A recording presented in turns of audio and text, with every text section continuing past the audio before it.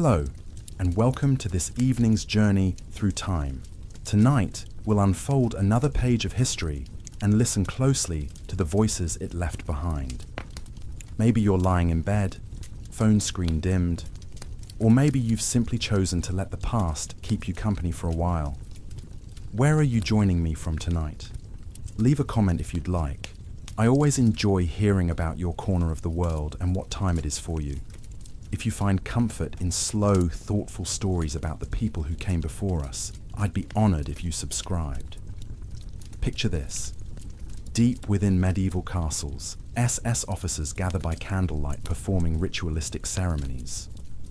Expeditions race across continents searching for mythical relics. High-ranking Nazis consult astrologers before making crucial military decisions. And at the center of it all, a dictator convinced that supernatural forces could secure his empire for 1,000 years. But here's what's fascinating.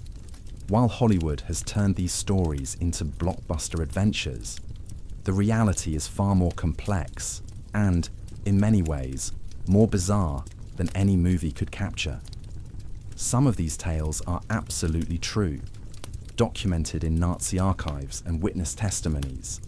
Others are complete fabrications that have grown into legend over the decades, and the most intriguing ones fall somewhere in between, where historical evidence meets speculation in ways that continue to puzzle researchers today.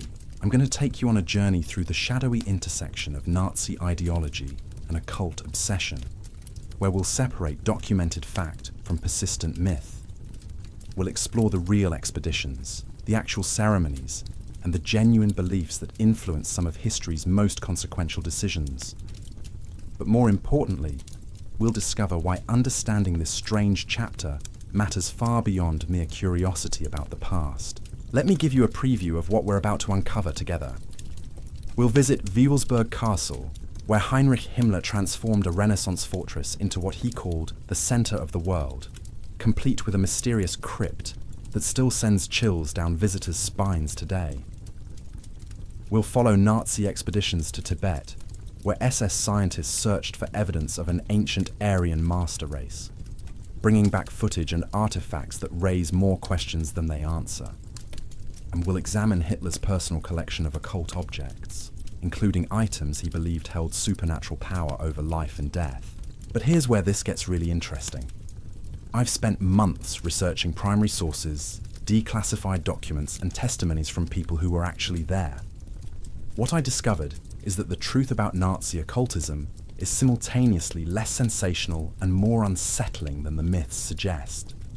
The reality reveals something profound about how dangerous ideologies can twist human curiosity about the unknown into tools of power and manipulation. So settle in, because we're about to explore one of the most mysterious aspects of World War II, where archaeological digs become treasure hunts, where ancient symbols get weaponized for modern evil, and where the line between rational planning and mystical thinking becomes terrifyingly blurred. The story begins long before Hitler rose to power, in the aftermath of Germany's defeat in World War I. The country lay devastated, not just physically, but spiritually. Traditional institutions had crumbled, the economy was in ruins, and millions of Germans felt lost in a world that no longer made sense. Into this void stepped various groups offering alternative explanations for their nation's suffering, and many of these groups looked to the occult for answers. One organization that would later capture the imagination of conspiracy theorists was the Thule Society, founded in Munich in 1918. Named after a mythical northern land from ancient Greek literature, the Thule Society blended German nationalism with occult practices and racial theories. Members gathered in darkened rooms, discussing everything from astrology to ancient Germanic runes, convinced that Germany's destiny was written in the stars and ancient prophecies. Now here's where we need to be careful about separating fact from fiction. Popular accounts often claim that the Thule Society directly created the Nazi Party, with Hitler himself participating in seances and magical rituals. The reality is more nuanced and, frankly, more historically significant.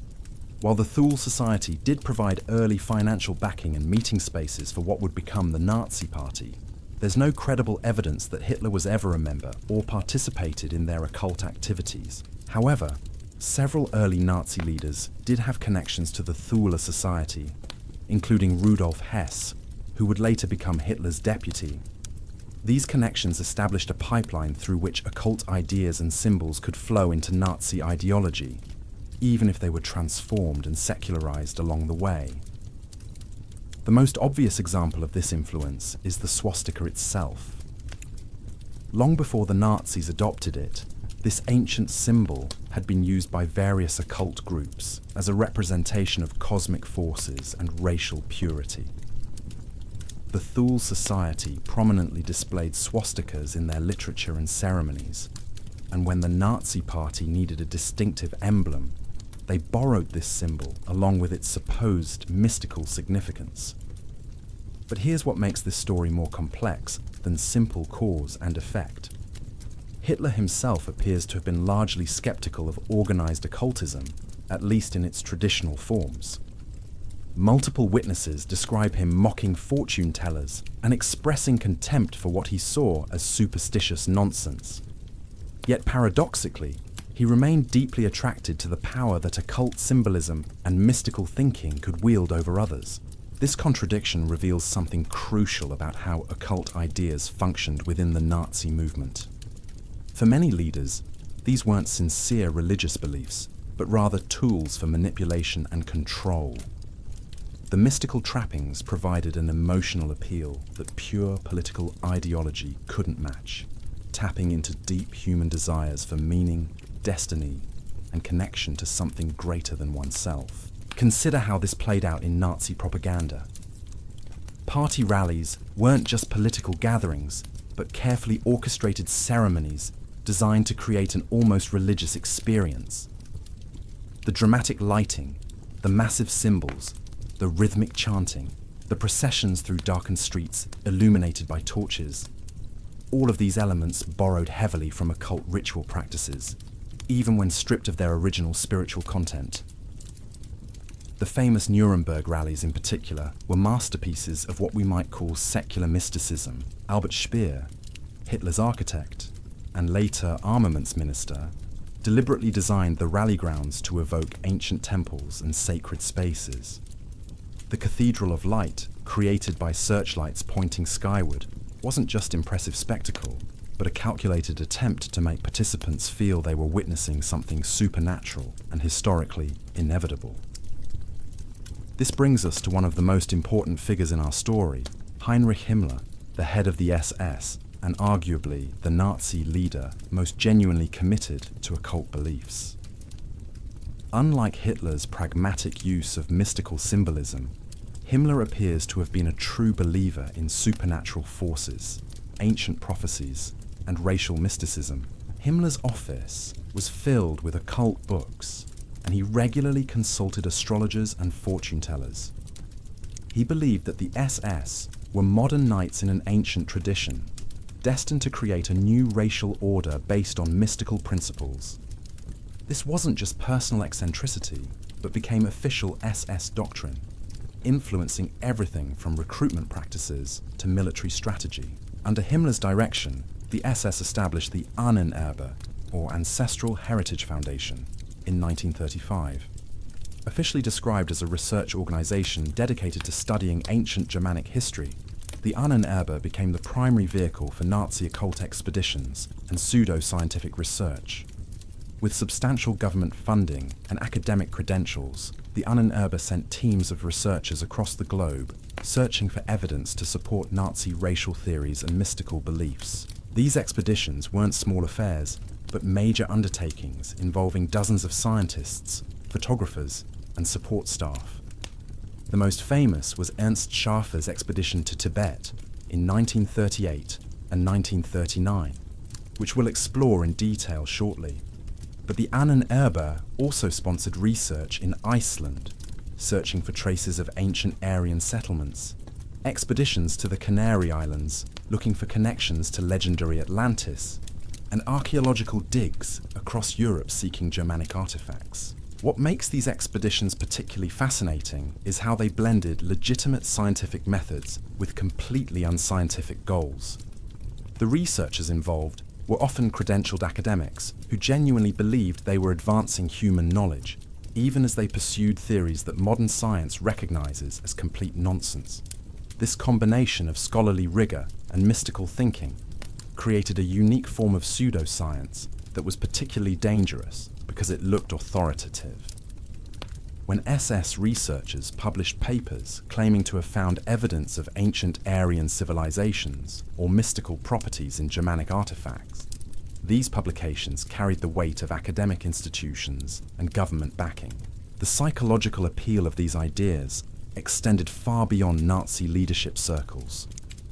In a rapidly modernizing world where traditional certainties were crumbling, the promise of ancient wisdom and mystical knowledge offered comfort and meaning to millions of people.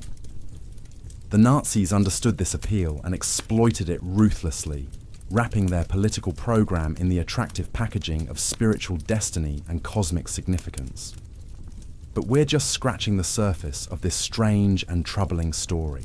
The real adventures, the genuine mysteries, and the most revealing insights into how occult obsession shaped Nazi policy need to visit the castle where Himmler attempts are still ahead of us. Wed to create a new religious order, follow those expeditions to the roof of the world, and examine the artifacts that Nazi leaders believed could change the course of history itself. The heart of Himmler's occult empire wasn't located in Berlin or Munich, but in an unexpected place. A triangular Renaissance castle nestled in the rolling hills of Westphalia. Wewelsburg Castle, built in the early 1600s, had served various purposes over the centuries, from aristocratic residence to prison. But in 1934, Himmler leased this modest fortress and began transforming it into something the world had never seen before. What Himmler envisioned wasn't just a meeting place or training facility, but the spiritual center of his new SS order. He called it the center of the world, and spent enormous sums of money, equivalent to millions of dollars today, renovating the castle according to his mystical specifications. The project consumed resources desperately needed elsewhere in the German war effort, yet Himmler considered it essential to his cosmic mission. Walking through Wewelsburg today, visitors immediately sense something unusual about the architecture. The renovations didn't follow any conventional design principles, but rather created spaces that seemed designed for ceremony and ritual. The most striking feature is the North Tower, which Himmler had completely rebuilt to house what he called the Hall of the Supreme Leaders. This circular room, with its massive oak table surrounded by 12 chairs, was clearly modelled after Arthurian legend. Each chair was designated for a specific SS leader, creating a kind of dark mirror of the Knights of the Round Table. The symbolism wasn't accidental. Himmler genuinely believed he was establishing a new knightly order that would rule over a racially pure empire for centuries to come. But the most mysterious space in Wewelsburg lies directly beneath this hall. Himmler had his architects create a circular crypt with a stone floor featuring an intricate design known as the Black Sun. This symbol, consisting of 12 radiating sig runes arranged in a circle, had no precedent in ancient Germanic culture, despite SS claims to the contrary. Instead, it appears to have been created specifically for Wewelsburg, representing Himmler's attempt to invent new traditions that would give his movement the appearance of ancient legitimacy. The purpose of this crypt remains one of the genuine mysteries surrounding Nazi occultism. Some witnesses claimed it was intended for meditation and ritual ceremonies. Others suggested it would serve as Himmler's final resting place, a kind of pharaoh's tomb for the leader of the SS. What we know for certain is that Himmler spent hours alone in this space, often late at night, engaging in activities that even his closest associates found puzzling. The castle also housed an extensive library focused on occult subjects, ancient history, and racial theories. Himmler employed a staff of researchers who combed through medieval manuscripts, folklore collections, and archaeological reports, searching for evidence that would support SS ideology. These scholars produced hundreds of reports and studies, creating a vast pseudo-academic literature that gave occult beliefs the veneer of scientific respectability. What makes Wewelsburg particularly fascinating is how it reveals the intersection between genuine belief and calculated manipulation within Nazi leadership. Himmler's personal correspondence shows that he took the castle's mystical purpose very seriously, often referring to it in language that sounds more like religious devotion than political planning. Yet he also understood its propaganda value, using the castle as a backdrop for ceremonies designed to inspire awe and loyalty among SS officers. The castle's influence extended far beyond its walls, through the elaborate initiation rituals Himmler developed for SS leadership. New officers underwent ceremonies that borrowed elements from medieval knighthood, Masonic traditions, and invented Germanic customs. These rituals weren't just theatrical displays, but psychological tools designed to create intense group loyalty and a sense of participating in something historically significant. One ceremony involved new officers spending a night alone in the castle's crypt, contemplating their role in what Himmler called the cosmic struggle between light and darkness. Another required them to trace their ancestry back multiple generations, creating genealogical charts that supposedly proved their racial purity. These practices created powerful emotional bonds between participants while reinforcing the ideological foundations of SS doctrine. The psychological impact of these experiences shouldn't be underestimated. Many participants later described feeling transformed by their time at Wewelsburg, as if they had been initiated into ancient secrets. This sense of special knowledge and destiny became a driving force in SS culture, contributing to the organization's notorious fanaticism and commitment to Nazi goals. But Wewelsburg was just the beginning of Himmler's occult empire. The Ahnenerbe Foundation used the castle as its spiritual headquarters while conducting research projects across the globe. These expeditions combined legitimate archaeological and anthropological methods with completely unscientific objectives, creating a unique form of mystical scholarship that influenced Nazi policy at the highest levels. The most ambitious of these expeditions began in 1938, when Ernst Schäfer, a young German zoologist and explorer, received approval and funding for a major scientific expedition to Tibet. On the surface, this appeared to be a straightforward natural history project, aimed at studying Tibetan wildlife, geography, and culture. But the true objectives were far more complex and tied directly to Nazi racial theories and occult beliefs.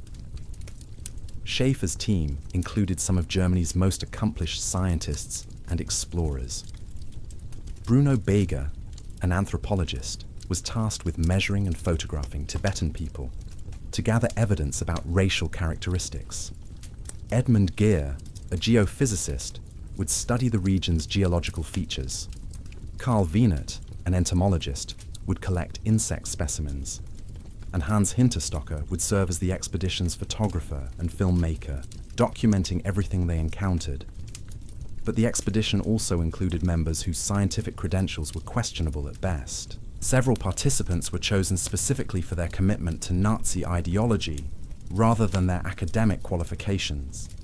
This created tension within the group between those genuinely interested in scientific discovery and those pursuing political and mystical objectives.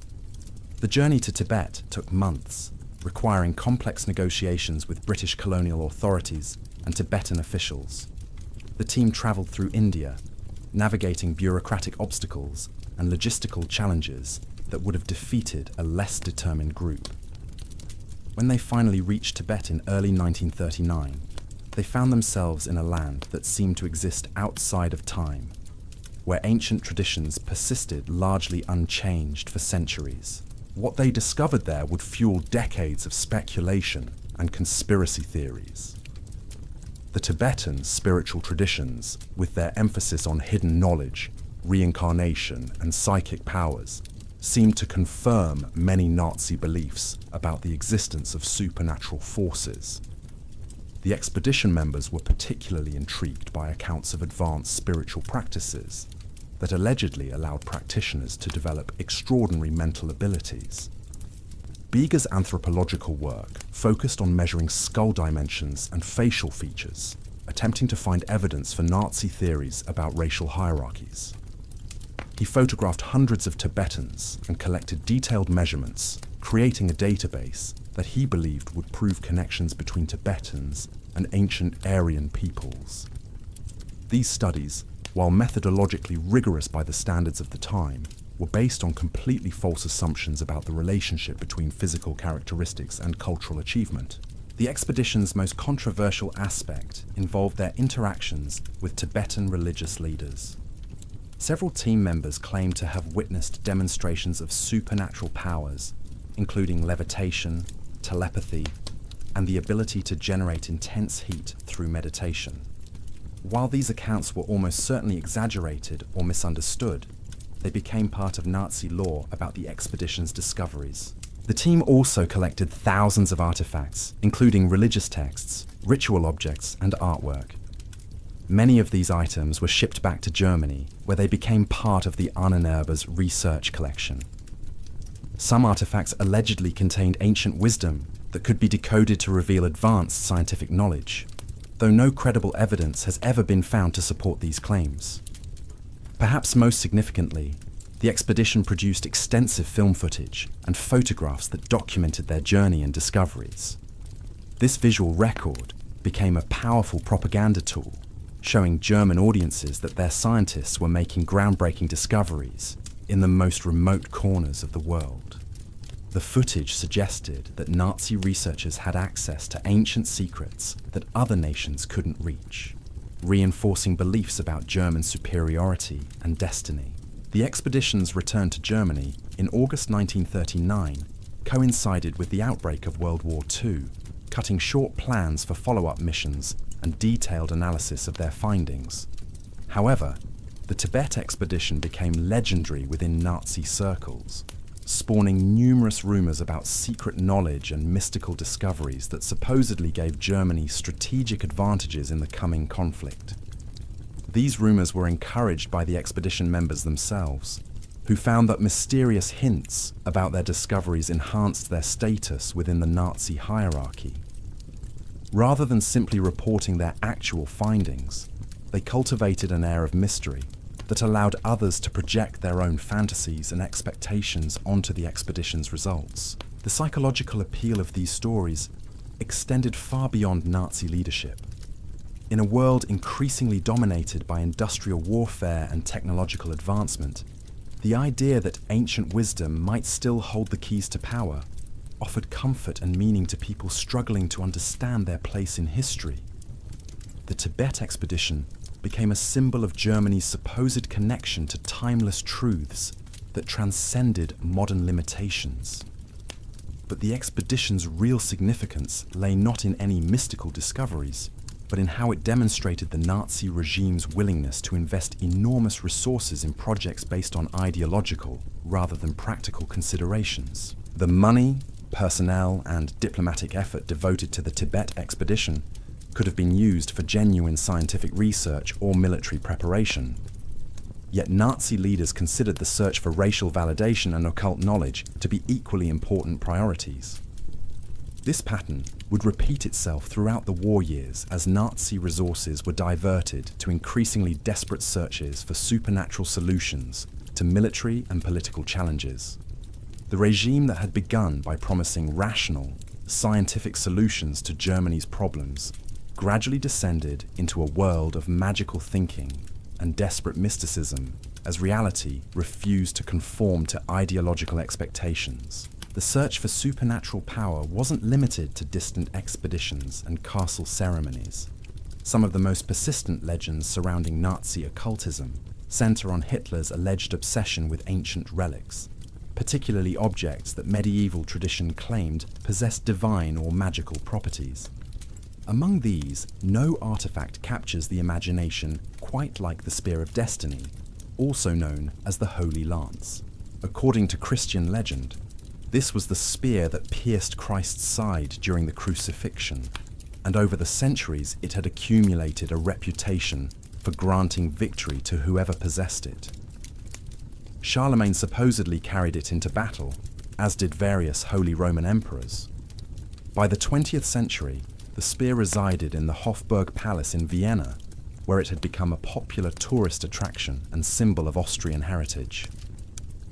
The story goes that a young Adolf Hitler first encountered the spear during his struggling artist days in Vienna, sometime around 1909.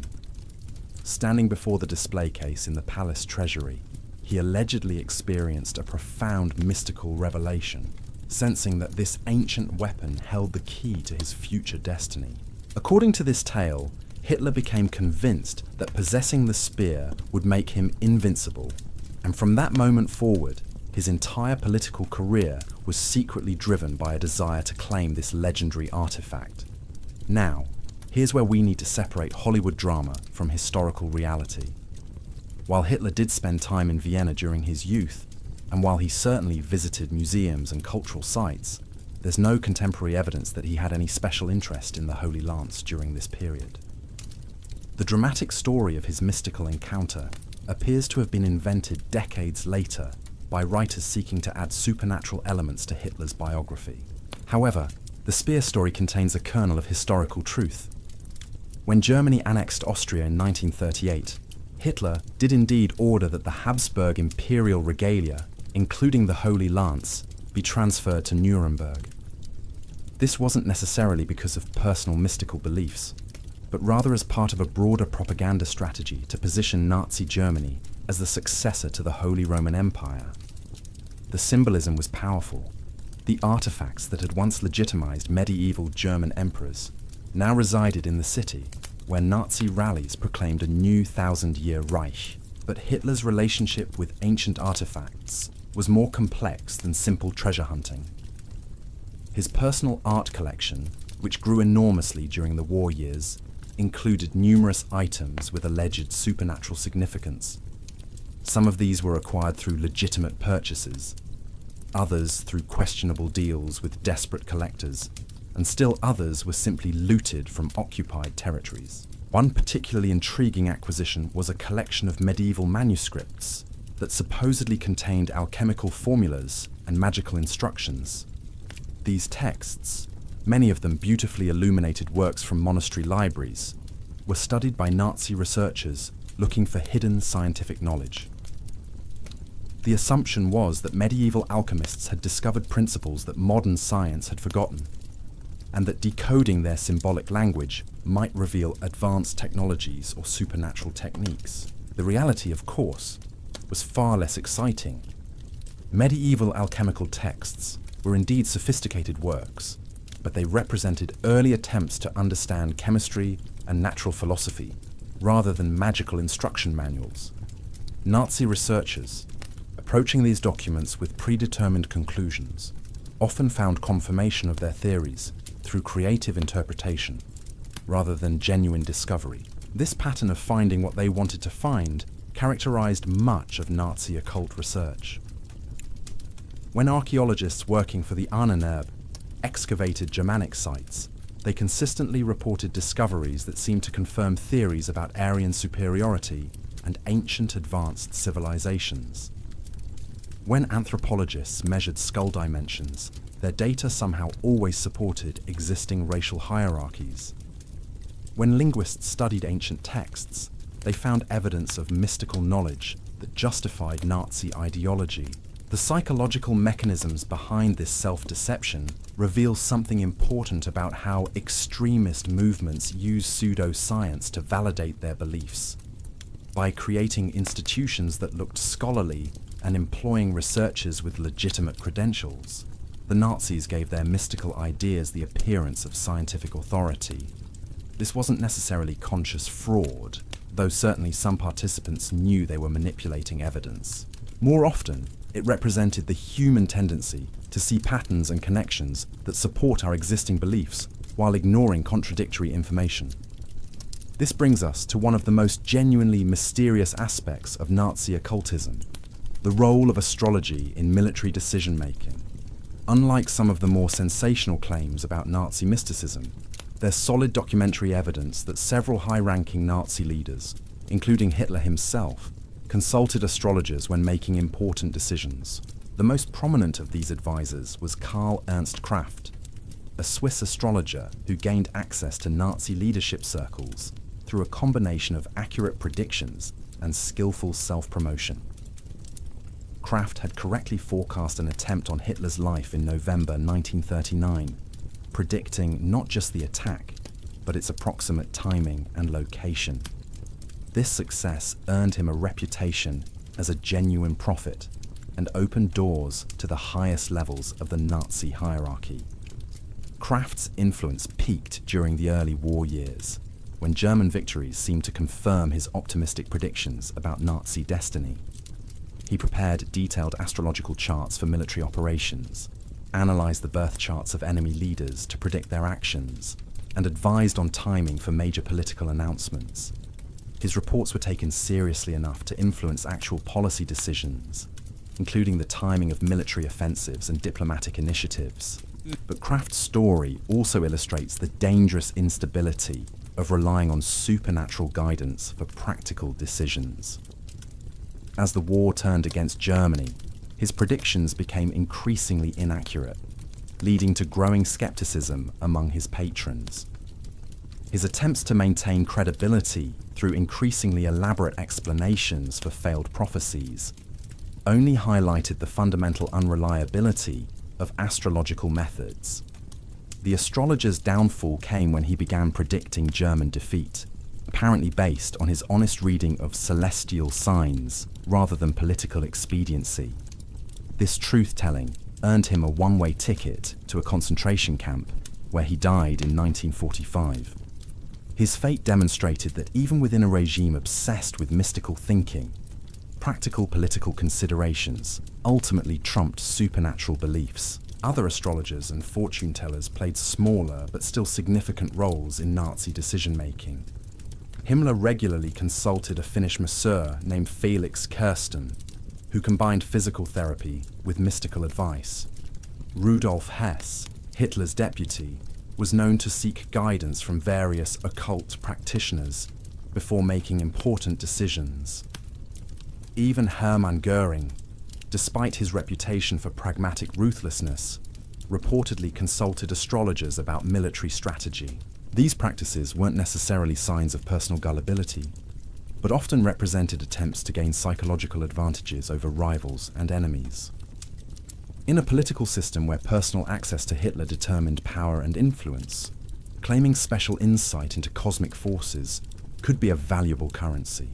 Leaders who could present their recommendations as divinely inspired or cosmically ordained had advantages over those who relied solely on rational analysis. The influence of mystical thinking extended beyond individual consultations to shape broader Nazi policies and strategies. The timing of major operations was sometimes adjusted based on astrological considerations.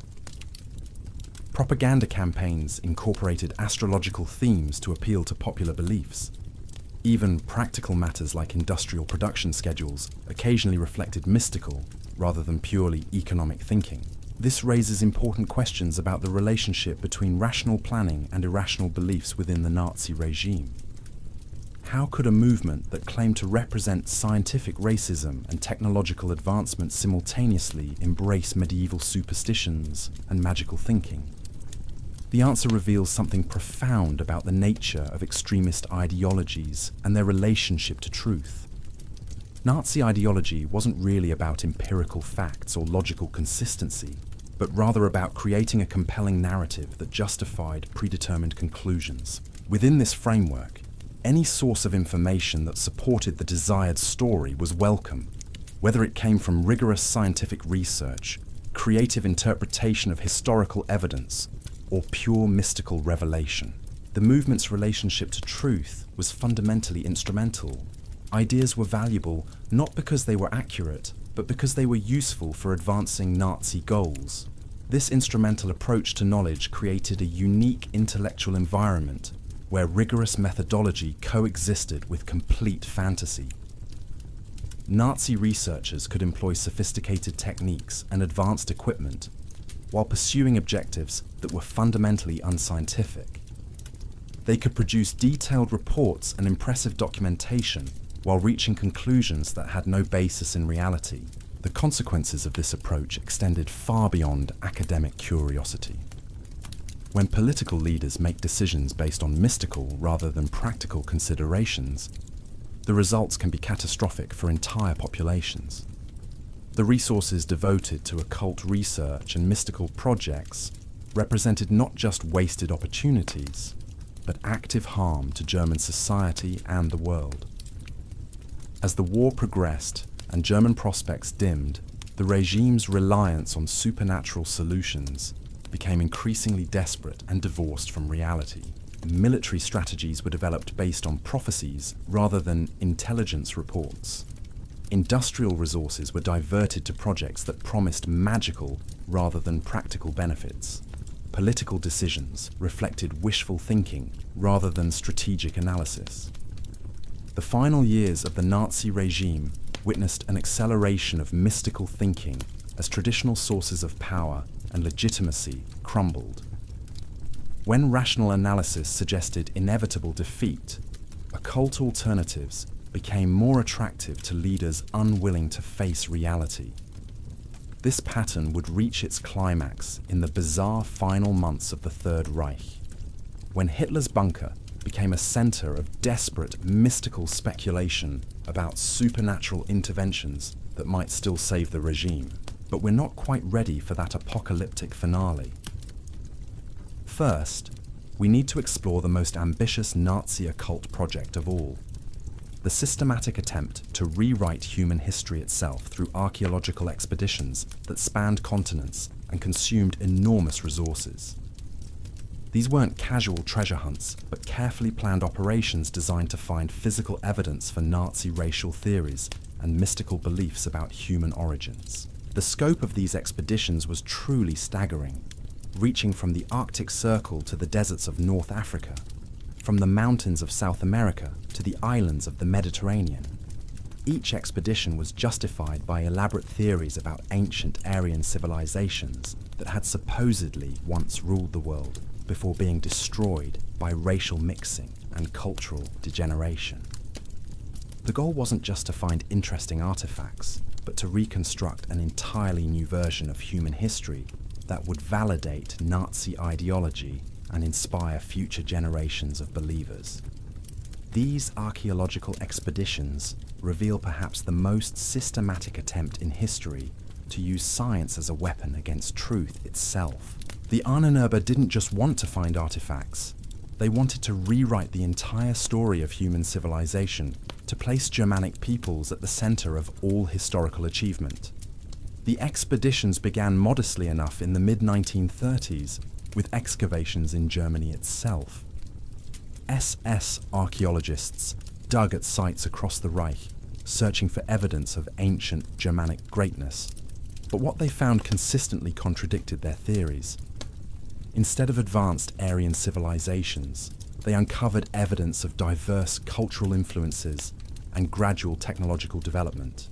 Rather than abandon their assumptions, however, the researchers simply reinterpreted their findings or suppressed inconvenient discoveries altogether. This pattern of willful misinterpretation became standard practice as the expeditions grew more ambitious. In 1936, the Ahnenerbe sponsored an expedition to the Canary Islands, convinced that these Atlantic islands were remnants of the lost continent of Atlantis. The theory suggested that Atlantis had been the original homeland of the Aryan race, and that its destruction had scattered the master race across the globe. The expedition team included respected archaeologists and anthropologists who genuinely believed they might make world-changing discoveries. They measured ancient stone structures, collected pottery fragments, and documented local folklore with meticulous care. Their methods were scientifically sound, but their interpretations stretched credibility beyond all recognition. Every carved stone became evidence of advanced Aryan engineering. Every unusual skull measurement suggested Nordic racial characteristics. Every local legend was analysed for hidden memories of Atlantean glory. The researchers produced detailed reports filled with charts, photographs, and scholarly citations, creating an impressive facade of academic rigour around completely unfounded conclusions. The psychological appeal of these discoveries extended far beyond the research teams themselves. Nazi propaganda eagerly promoted stories about German scientists uncovering humanity's hidden past, positioning the Reich as the rightful heir to ancient greatness. These narratives provided emotional satisfaction to audiences hungry for evidence of their special destiny and historical importance. But the Canary Islands expedition was just a warm-up for much grander adventures. In 1938, as tensions mounted across Europe, the Ahnenerbe launched its most ambitious project yet, an expedition to Antarctica. This frozen continent, largely unexplored at the time, became the setting for one of the most bizarre chapters in Nazi occult history. The Antarctic expedition was officially called New Swabia, named after the German region of Swabia. The mission combined legitimate geographical research with wild speculation about hidden civilizations and supernatural phenomena. Team members were instructed to map the coastline, study weather patterns, and search for mineral resources. But they were also told to investigate reports of unusual geological formations that might indicate ancient settlements.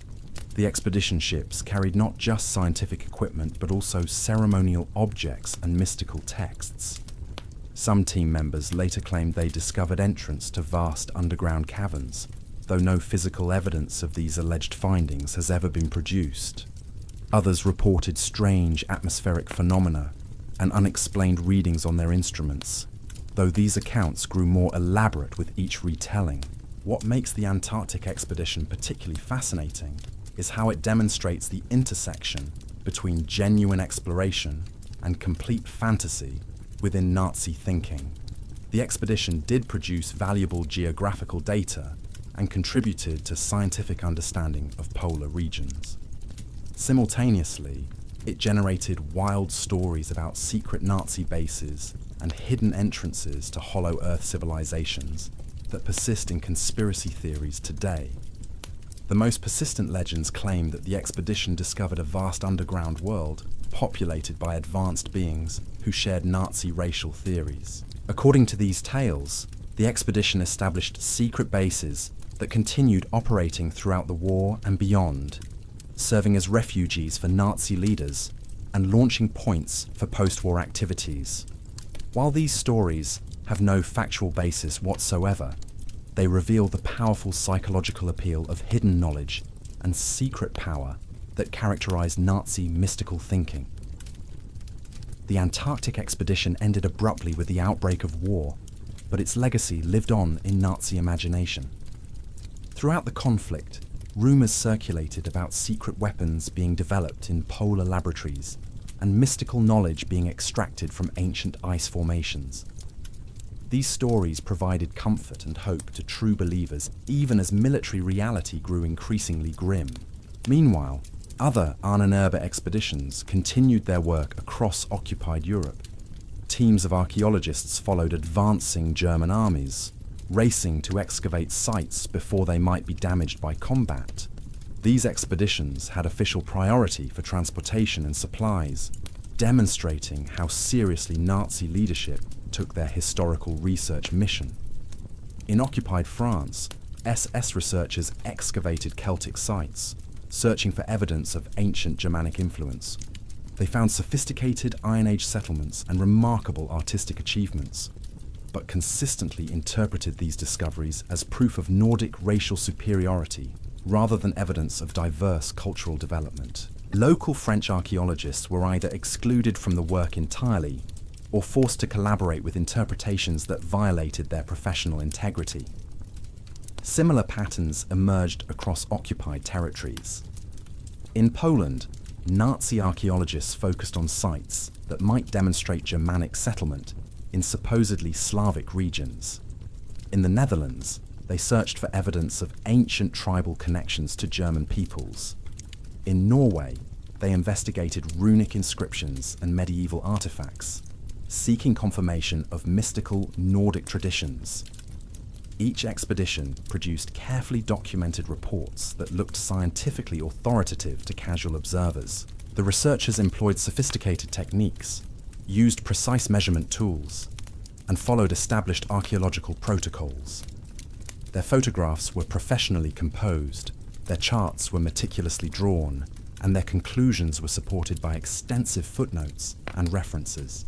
But beneath this impressive scholarly apparatus lay a fundamental corruption of the scientific method. The researchers weren't testing hypotheses against evidence, but rather searching for evidence to support predetermined conclusions. When discoveries contradicted Nazi theories, they were either reinterpreted or quietly suppressed. When findings seemed to support ideological positions, they were publicized extensively and used to justify further expeditions. This systematic distortion of archaeological evidence had consequences far beyond academic circles. The expedition's findings were incorporated into educational materials, used to justify territorial claims, and cited as evidence for racial policies. German schoolchildren learned history based on these fabricated discoveries, while conquered populations were told that archaeological evidence proved their natural inferiority to Germanic peoples. The expeditions also served important propaganda functions within Germany itself. News of dramatic discoveries in distant lands reinforced popular beliefs about German scientific superiority and cosmic destiny. Citizens could take pride in their nation's researchers uncovering humanity's hidden past, while other countries remained ignorant of these profound truths. But perhaps the most troubling aspect of these expeditions was how they corrupted legitimate scholarly institutions and individual researchers. Many participants were respected academics who genuinely believed they were advancing human knowledge. The combination of generous funding, official support, and peer pressure gradually led them to compromise their professional standards in ways they might never have imagined possible. Some researchers eventually recognized what was happening and attempted to maintain scientific integrity within the system. They submitted honest reports about their findings, refusing to embellish discoveries or ignore contradictory evidence. These individuals often found themselves marginalized or transferred to less prestigious assignments, while colleagues who produced more ideologically satisfying results received promotions and recognition. The psychological mechanisms that allowed this corruption reveal something important about how extremist movements co-opt intellectual institutions. By providing resources, status, and community to researchers, while gradually increasing pressure to produce desired results, the system created incentives that made compromise seem reasonable and resistance seem costly. The expeditions continued throughout the war years, even as resources became scarce and military priorities grew more urgent. Teams of archaeologists worked in dangerous conditions near battle zones, racing to complete their research before advancing enemy forces might interrupt their work. The contrast between these scholarly pursuits and the surrounding destruction highlighted the surreal priorities of a regime that valued mystical validation more than practical military considerations. As German fortunes declined, the expeditions took on increasingly desperate characteristics. Researchers were instructed to search for evidence of ancient weapons or technologies that might provide modern military advantages. Archaeological sites were investigated for clues about supernatural forces that might still be accessible to those who understood their secrets. The final phase of Nazi archaeological research reflected the broader collapse of rational thinking within the regime. Projects that had begun with at least superficial scientific credibility devolved into pure treasure hunting and mystical speculation. Researchers abandoned scholarly protocols entirely, focusing instead on finding artifacts that might possess magical properties or contain encoded messages from ancient masters. Throughout this strange journey from legitimate research to complete fantasy, one pattern remained consistent: the human capacity for self-deception when powerful incentives reward particular conclusions. The Nazi archaeological expeditions demonstrate how quickly scholarly disciplines can be corrupted when political pressure combines with ideological fervour and institutional support. But these expeditions represented only one facet of the broader Nazi attempt to harness supernatural forces for political purposes. As the war entered its final phases and conventional sources of power failed, the regime's reliance on mystical thinking would reach levels that bordered on complete detachment from reality. The story of these final desperate attempts to find salvation through occult means reveals both the ultimate futility of magical thinking and its persistent appeal to people facing insurmountable challenges. The collapse of rational decision-making within Nazi leadership didn't happen overnight, but accelerated dramatically as military defeats mounted and territorial losses multiplied. By 1943, as the tide of war turned decisively against Germany, occult advisors found themselves with unprecedented influence over strategic decisions. What had once been marginal consultation became central planning as traditional military and political analysis offered only grim assessments of German prospects. This shift toward mystical solutions created a feedback loop that made rational planning increasingly difficult. When astrological charts suggested favorable timing for military operations, commanders felt pressured to attack regardless of practical considerations. When fortune tellers predicted eventual victory despite current setbacks, leaders delayed necessary retreats or diplomatic negotiations. When archaeological discoveries supposedly revealed ancient weapons or strategies, resources were diverted from proven technologies to pursue mythical alternatives.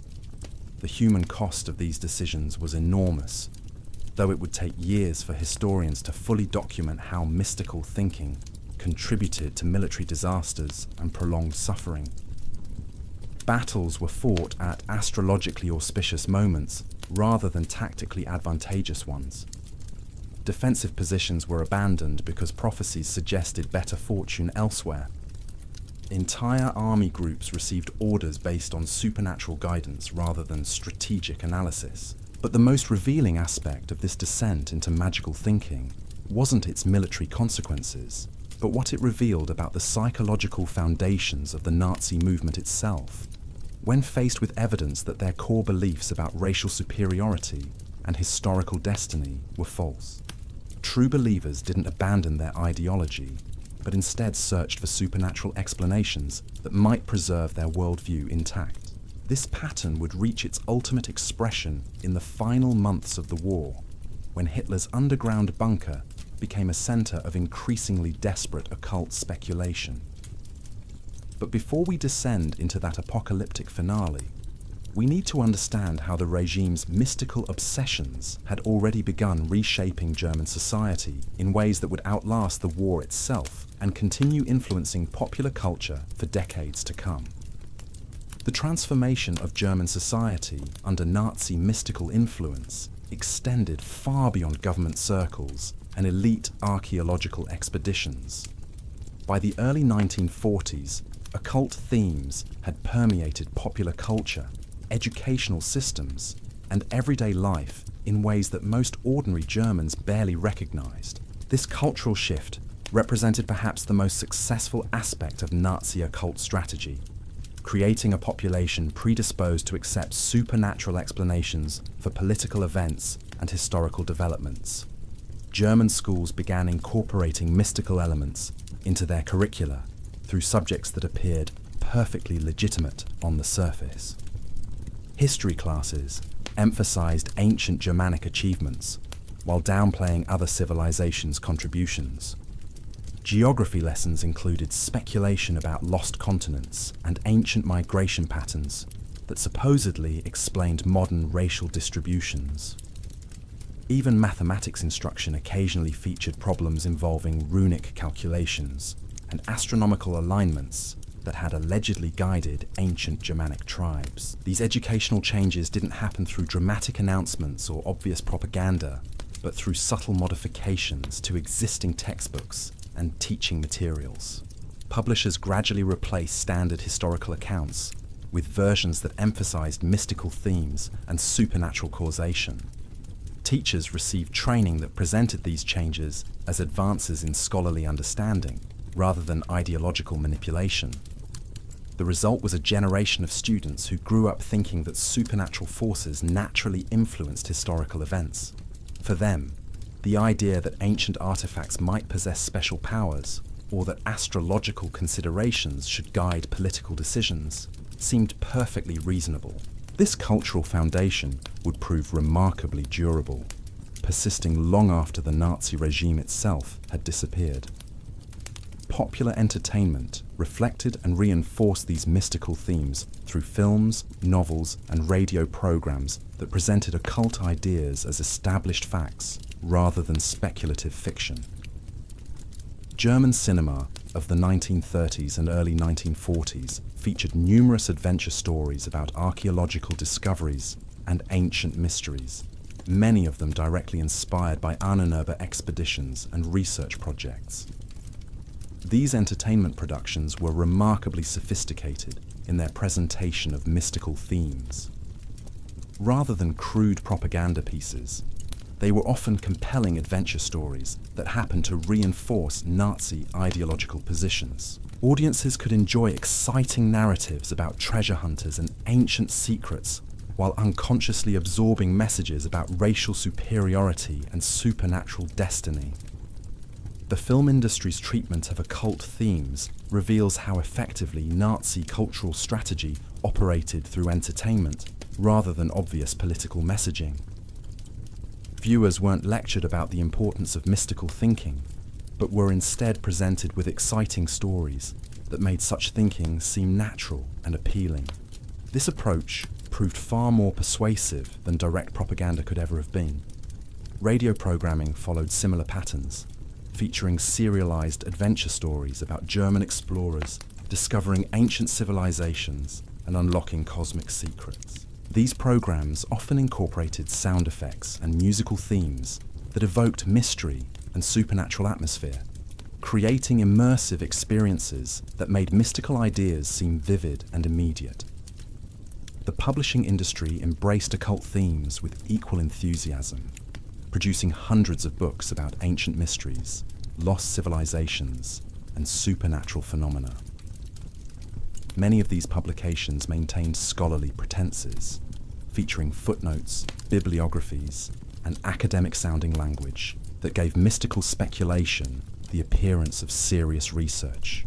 Book clubs and reading groups formed around these mystical publications, creating social networks where occult ideas could be discussed and reinforced through peer interaction. These informal gatherings often featured guest speakers who claimed special knowledge about ancient secrets or supernatural phenomena, further legitimizing mystical thinking through personal testimony and social validation. The cumulative effect of these cultural influences was to create an intellectual environment where mystical explanations for political and historical events seemed perfectly reasonable to millions of ordinary Germans.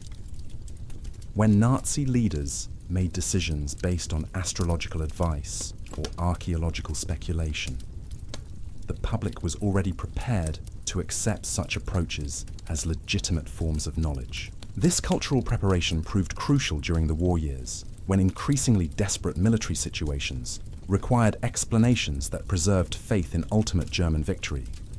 Traditional military analysis offered little hope, but mystical interpretations could always find reasons for optimism in ancient prophecies, supernatural interventions, or cosmic cycles that supposedly favored Germanic peoples.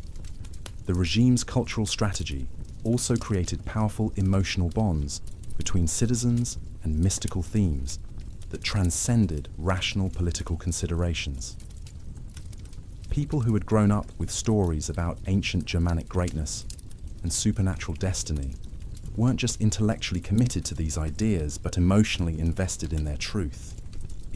Challenging these beliefs meant attacking fundamental aspects of personal identity and cultural belonging. This emotional investment helps explain why mystical thinking persisted among Nazi supporters, even when practical evidence clearly contradicted their expectations.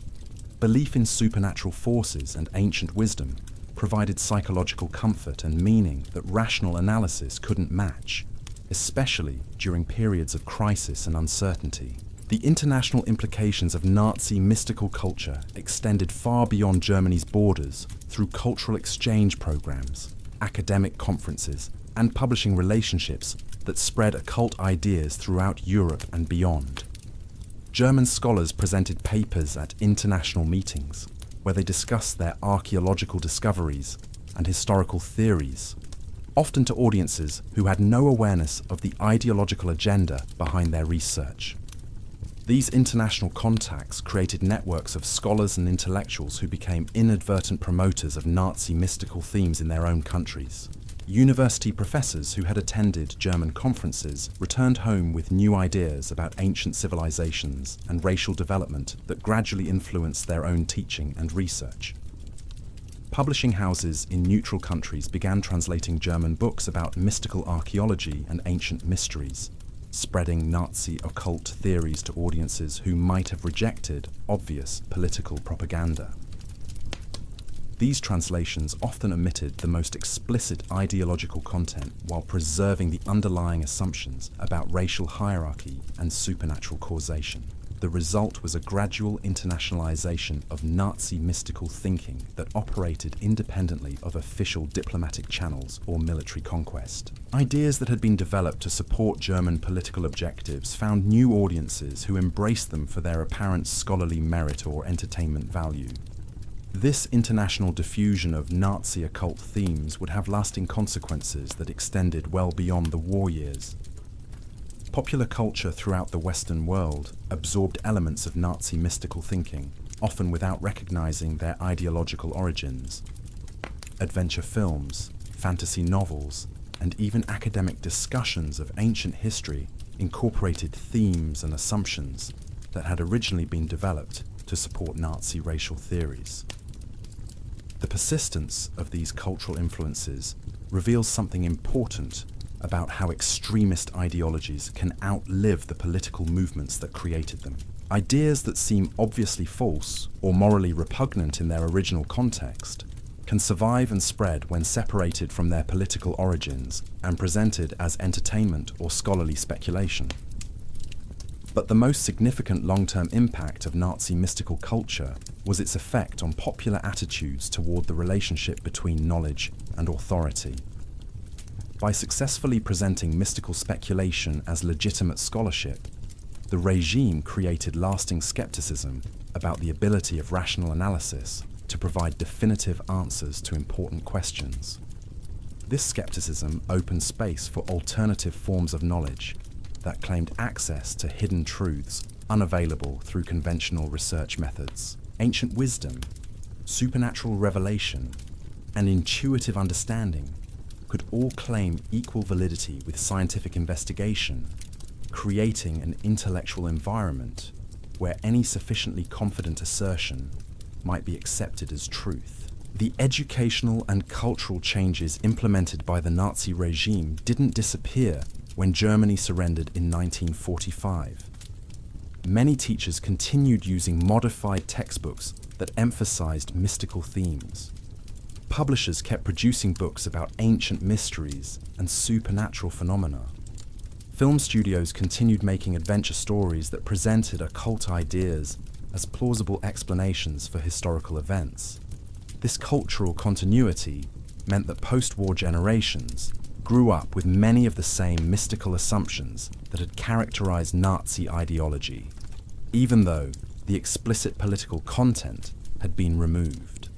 The result was a persistent fascination with occult themes and alternative history that would influence popular culture for decades to come. The psychological appeal of mystical thinking proved remarkably adaptable to new political and social contexts.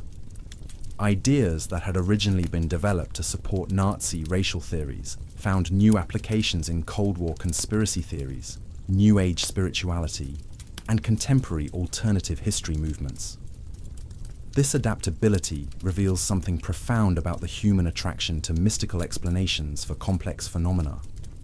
When faced with uncertainty, ambiguity, or threatening circumstances, people often prefer supernatural theories that offer clear villains, hidden meanings, and ultimate redemption to rational analyses that acknowledge complexity and uncertainty.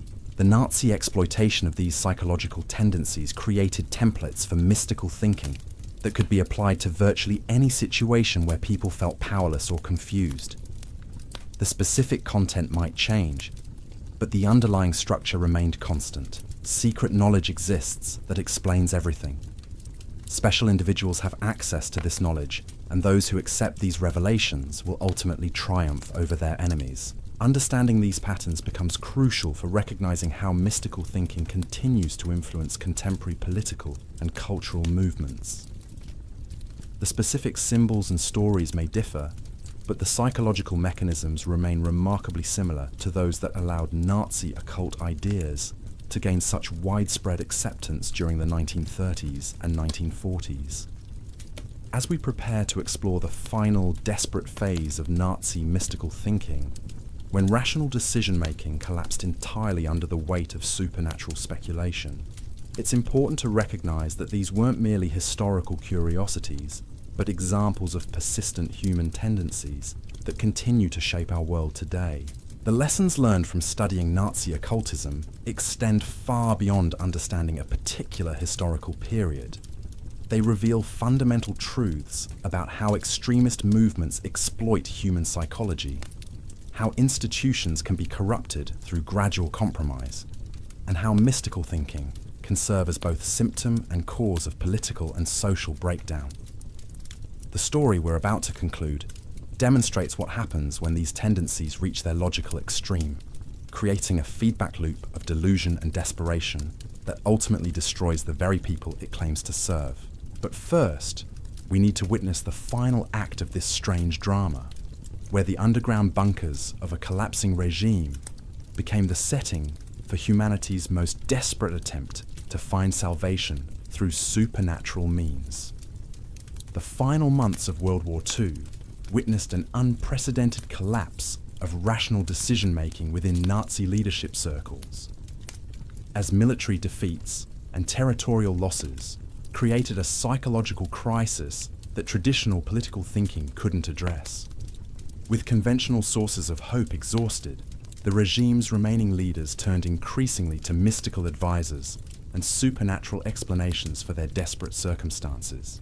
Hitler's underground bunker complex beneath Berlin became the epicenter of this descent into magical thinking, where astrological charts competed with military maps for strategic attention, and ancient prophecies carried more weight than intelligence reports. The physical environment itself contributed to this psychological transformation, as the artificial lighting, concrete walls, and complete isolation from natural rhythms created a dreamlike atmosphere where normal reality seemed suspended. Within this surreal environment, time itself became distorted as leaders lost track of day and night cycles, living instead according to schedules determined by astrological calculations and mystical ceremonies. Important meetings were postponed or accelerated based on planetary alignments rather than tactical considerations, while crucial decisions waited for favorable omens that might never arrive. The bunker's library expanded dramatically during this period, filling with occult texts, ancient prophecies, and mystical interpretations of current events that offered hope where rational analysis provided only despair. These books weren't merely consulted for guidance, but studied with the intensity that military planners might once have devoted to strategic assessments and enemy capabilities. Staff members later described an atmosphere of increasing unreality where fantastic schemes and supernatural interventions seemed more plausible than conventional military or diplomatic solutions. Conversations that might once have focused on troop movements and supply lines instead revolved around cosmic cycles, ancient curses, and prophetic visions that supposedly revealed hidden patterns in current events. The influence of mystical thinking extended beyond individual decision-making to reshape the entire structure of Nazi command and control systems. Traditional military hierarchies were supplemented or sometimes replaced by networks based on occult knowledge and supernatural authority, where access to ancient secrets could override conventional rank and experience. This organizational transformation created chaos within German military and civilian administration, as competing sources of authority issued contradictory orders based on different mystical interpretations of the same situation. Units in the field received instructions that reflected astrological timing rather than tactical necessity, while supply priorities were determined by symbolic significance rather than practical military requirements. The psychological mechanisms behind this collapse reveal something profound about how extremist ideologies respond to existential challenges. Rather than adapting their beliefs to accommodate contradictory evidence, true believers often intensify their commitment to mystical thinking as a way of preserving core assumptions about their movement's ultimate righteousness and inevitable triumph. This intensification creates a dangerous feedback loop where each failure to achieve predicted outcomes leads not to skepticism about mystical methods, but to more desperate searches for supernatural solutions. The logic becomes circular.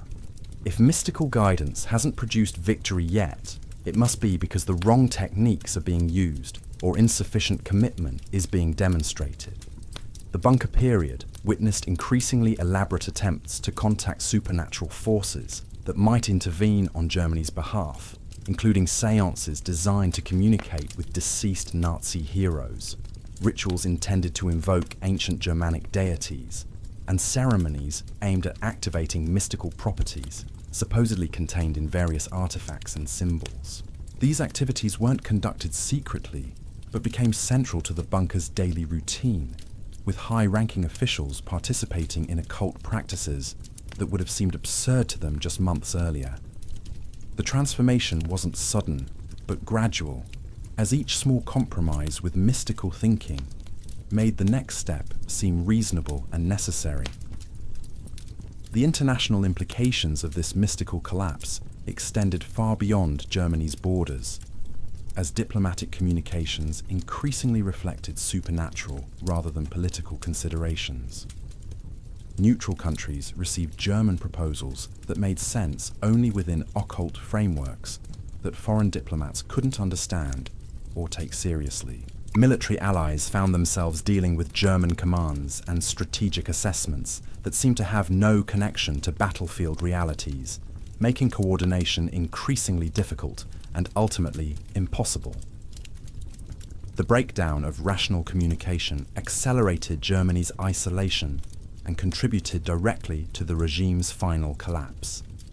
But perhaps the most tragic aspect of this descent into magical thinking was its effect on millions of ordinary Germans who continued believing in mystical solutions long after their leaders had abandoned any pretense of rational governance. Popular faith in ancient prophecies and supernatural interventions persisted even as cities burned and armies retreated, sustained by cultural foundations that had been carefully constructed over more than a decade. The human cost of this mystical delusion was enormous, as resources desperately needed for civilian protection and military defense were instead devoted to occult research and ceremonial activities that served no practical purpose. People died while their leaders consulted astrologers about evacuation timing and searched ancient texts for magical formulas that might reverse military disasters.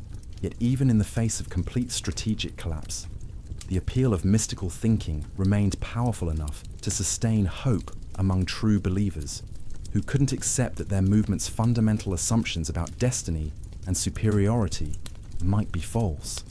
The psychological investment in supernatural explanations had become too great to abandon, regardless of practical consequences. The final weeks of the Nazi regime witnessed a complete breakdown of the boundary between fantasy and reality, as mystical speculation became indistinguishable from official policy and supernatural beliefs guided decisions that affected millions of lives. This wasn't merely the product of individual delusion, but represented the logical conclusion of a systematic program to replace rational thinking with mystical alternatives. The bunker's final days demonstrated what happens when mystical thinking is taken to its ultimate extreme, creating a closed system where supernatural beliefs become self-reinforcing and immune to contradictory evidence. Within this system, military defeats could be reinterpreted as cosmic tests. Territorial losses could be explained as strategic withdrawals guided by ancient wisdom, and ultimate destruction could be viewed as necessary purification before mystical rebirth. This complete detachment from reality ultimately proved self-destructive, as leaders who might have negotiated surrender or organized evacuations instead remained paralyzed by mystical considerations that prevented effective action. The regime that had promised to harness supernatural forces for political purposes instead became their victim, destroyed by the very irrationality it had cultivated and encouraged. The psychological aftermath of this mystical collapse would influence German culture and politics for decades to come, creating lasting skepticism about the relationship between knowledge and authority, while simultaneously preserving fascination with alternative explanations for historical events.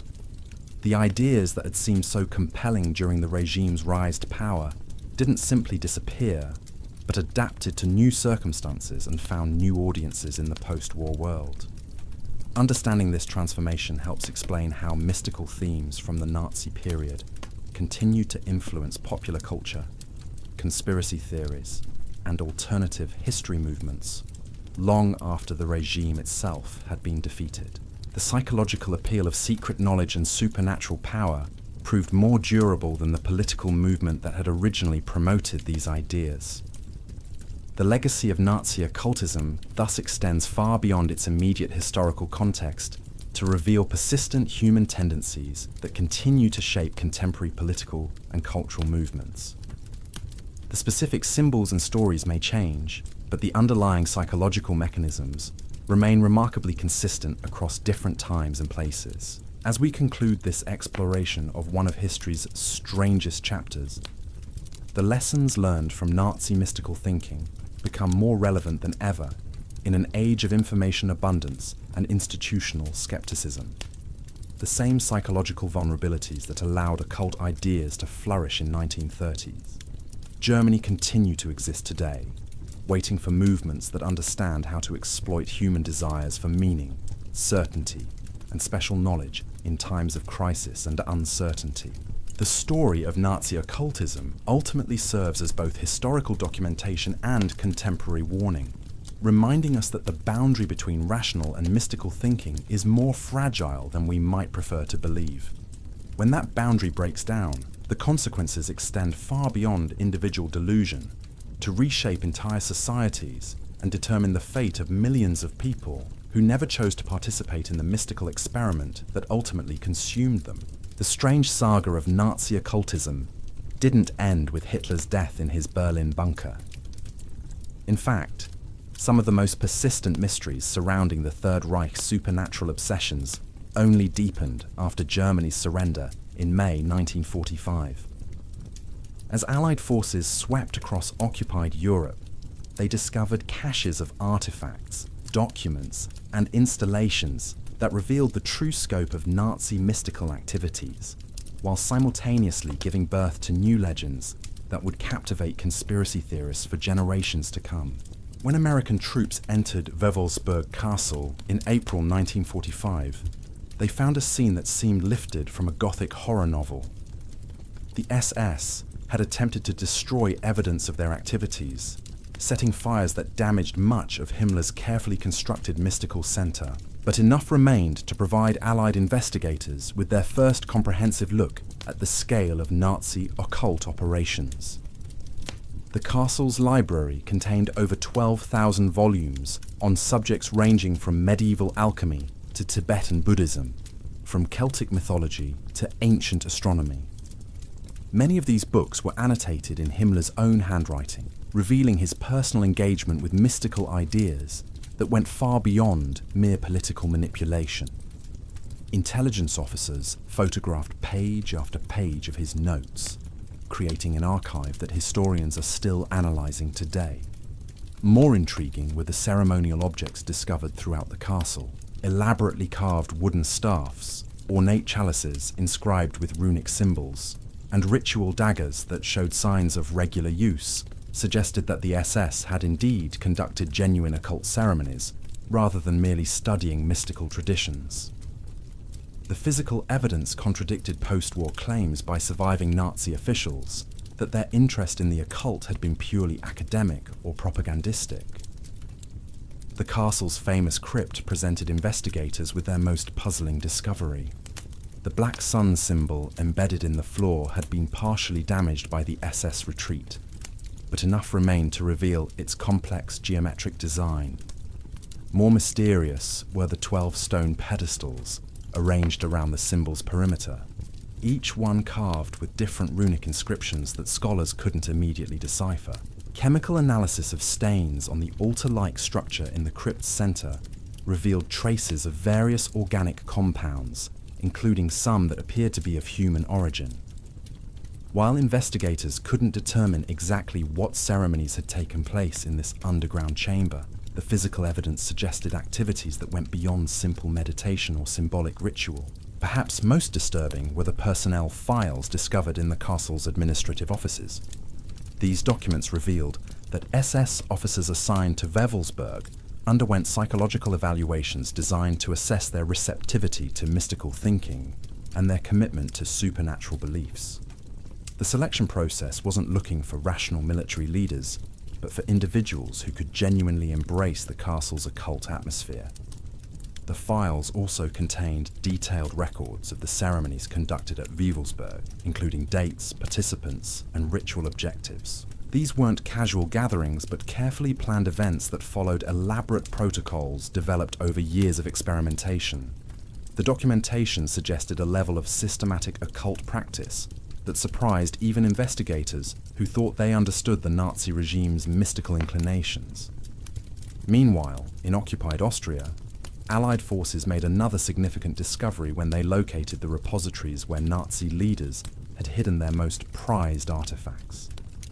The famous Spear of Destiny, along with other Habsburg imperial regalia, was found in underground vaults, along with hundreds of other objects that had been collected for their supposed supernatural properties. The artifacts themselves told a fascinating story about Nazi collecting priorities. Alongside genuinely ancient relics were numerous medieval forgeries and modern reproductions that had been accepted as authentic by Nazi researchers.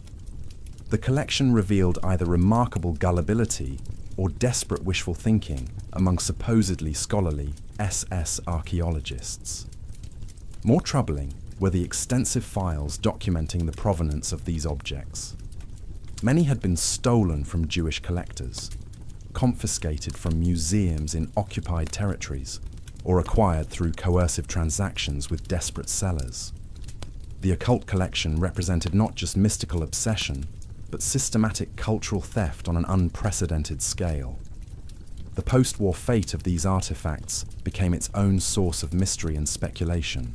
While major pieces like the Spear of Destiny were returned to their original locations, hundreds of smaller objects disappeared during the chaotic months following Germany's surrender.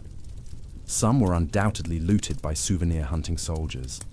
Others may have been deliberately hidden by SS officers planning for a mystical revival, and still others simply vanished into the black occult market for cult curiosities. This disappearance of Nazi occult artifacts gave birth to decades of treasure hunting and conspiracy theories about hidden caches waiting to be discovered. Popular culture embraced these mysteries, creating adventure stories about Nazi gold and mystical relics that continue to inspire movies and novels today. The line between documented history and romantic speculation became increasingly blurred as genuine wartime mysteries provided fertile ground for imaginative elaboration. The Allied investigation of Nazi occult activities faced unique challenges that conventional military intelligence wasn't equipped to handle. How do you evaluate the strategic significance of astrological charts? What threat assessment do you assign to ritual daggers and ceremonial robes? How do you interrogate prisoners whose worldview includes supernatural forces and cosmic destiny? Intelligence officers found themselves conducting interviews that read more like anthropological studies than standard military debriefings. Former SS officers would launch into elaborate explanations of runic symbolism or discuss ancient prophecies with the same seriousness they might once have applied to troop deployments and supply logistics. These interrogations revealed the genuine depth of mystical belief among Nazi leadership circles. While some officials clearly tried to distance themselves from occult activities after Germany's defeat, others remained convinced that supernatural forces had indeed influenced wartime events. They spoke of mysterious coincidences, unexplained phenomena, and spiritual experiences that had shaped their understanding of the war's meaning and outcome. The psychological profiles that emerged from these interviews painted a complex picture of how rational individuals could gradually embrace increasingly irrational beliefs. The process wasn't sudden conversion, but gradual acclimatization, as exposure to mystical ideas within prestigious institutional settings made supernatural thinking seem intellectually respectable and socially acceptable. One particularly revealing aspect of the post-war investigations involved tracking down the various expedition members and researchers who had participated in Nazi occult projects. Many of these individuals had been respected academics before the war, and their post-conflict careers revealed the lasting impact of their mystical experiences. Some expedition veterans continued pursuing occult research in civilian contexts, founding private organizations dedicated to studying ancient mysteries and supernatural phenomena. Others attempted to distance themselves from their wartime activities, but remained privately committed to mystical beliefs they had developed during their service with the Ahnenerbe. The most tragic cases involved researchers who had genuinely believed they were advancing human knowledge through their work with Nazi occult projects. These individuals faced profound psychological crises when forced to confront the reality that their scholarly pursuits had served genocidal purposes and contributed to human suffering on an unimaginable scale. The Tibet expedition veterans proved particularly difficult to interview, as many remained convinced that they had indeed discovered evidence of advanced ancient civilizations and supernatural phenomena. Bruno Beger, the expedition's anthropologist, spent years after the war writing detailed accounts of his experiences that mixed genuine ethnographic observations with mystical speculation about Tibetan spiritual practices. These post-war memoirs and interviews created a substantial literature that influenced popular understanding of Nazi occult activities for decades to come. However, the accounts were often unreliable, as former participants had strong incentives to exaggerate their discoveries while minimizing their complicity in Nazi crimes. The challenge of separating fact from fiction in these testimonies reflects broader difficulties in studying Nazi occultism. The subject attracts individuals predisposed to believe in supernatural phenomena, while simultaneously repelling serious scholars who prefer to focus on more conventional aspects of Nazi history. This creates an information environment where sensational claims often receive more attention than careful analysis. Academic historians initially showed little interest in Nazi occult activities, dismissing them as peripheral curiosities that distracted from more important political and military developments. This scholarly neglect left the field open to amateur researchers and conspiracy theorists, who often lacked the methodological training necessary to evaluate evidence critically. The situation began changing in the 1960s and 1970s, as a new generation of historians recognized that understanding Nazi mystical thinking was crucial for comprehending how the regime maintained popular support and motivated extreme behaviors. These scholars brought rigorous analytical methods to bear on occult themes, separating documented facts from persistent myths, while acknowledging the genuine historical significance of supernatural beliefs within Nazi culture. Their research revealed that Nazi occultism wasn't a coherent system of beliefs, but rather a collection of overlapping, and sometimes contradictory ideas that served different purposes for different individuals. Some leaders used mystical themes purely for propaganda purposes. Others genuinely believed in supernatural forces, and still others fell somewhere between cynical manipulation and sincere conviction. This complexity explains why post-war accounts of Nazi occult activities often seem contradictory. Participants in the same events might remember them very differently depending on their personal level of mystical belief and their post-war psychological needs. The human tendency to rationalize past actions and maintain consistent self-images created additional layers of distortion in witness testimonies. The international dimension of post-war Nazi occult investigations proved equally complex. Allied intelligence services initially focused on potential security threats, worrying that mystical networks might serve as communication channels for underground Nazi resistance movements. However, most occult practitioners proved to be more interested in spiritual pursuits than political activism. More significant were the cultural influences that Nazi mystical thinking had already spread throughout occupied Europe.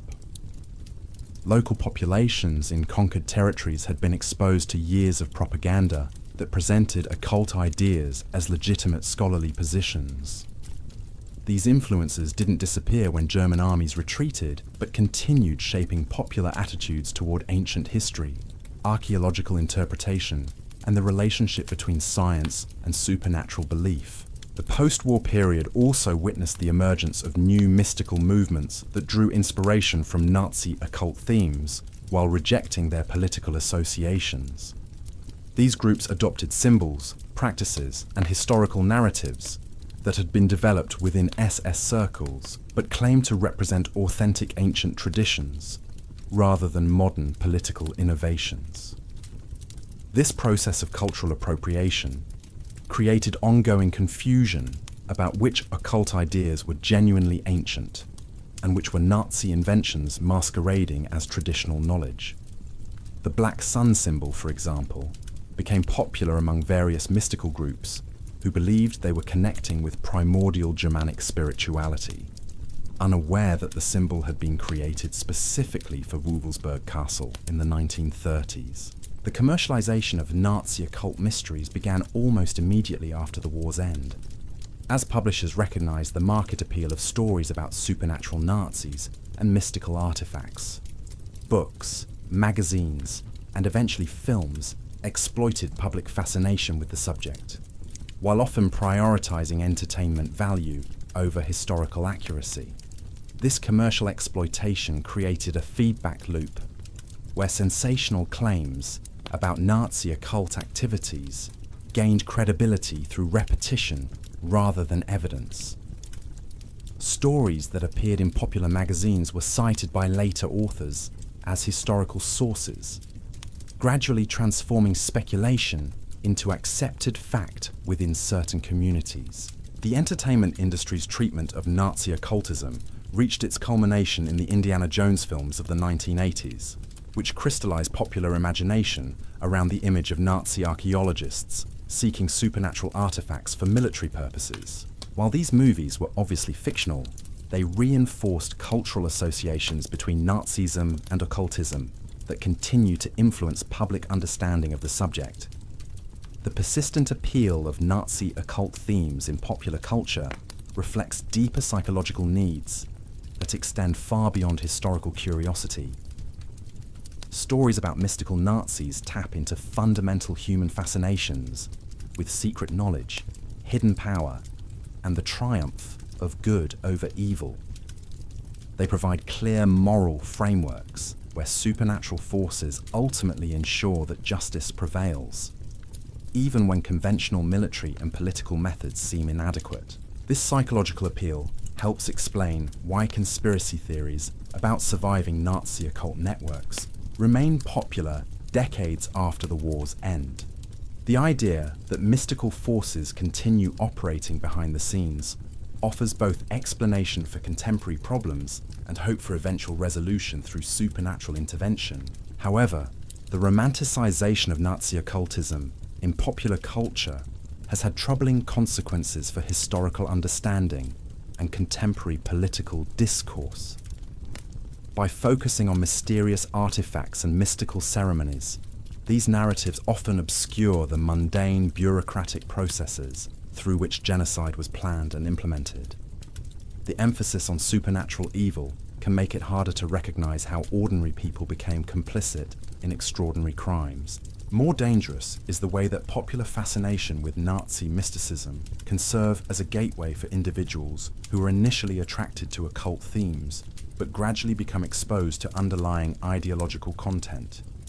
The same psychological vulnerabilities that made mystical thinking appealing to 1930s, Germans continue to exist today, creating ongoing risks that extremist movements might exploit supernatural interests for political purposes.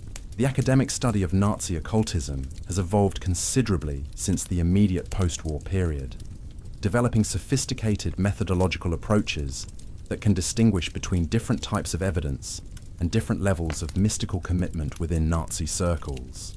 This scholarly work has produced a much more nuanced understanding of how supernatural beliefs functioned within the Third Reich's political and cultural systems historians recognize. Modern, that Nazi occultism wasn't simply a bizarre footnote to more serious political developments, but rather an integral component of how the regime understood itself and communicated with its supporters.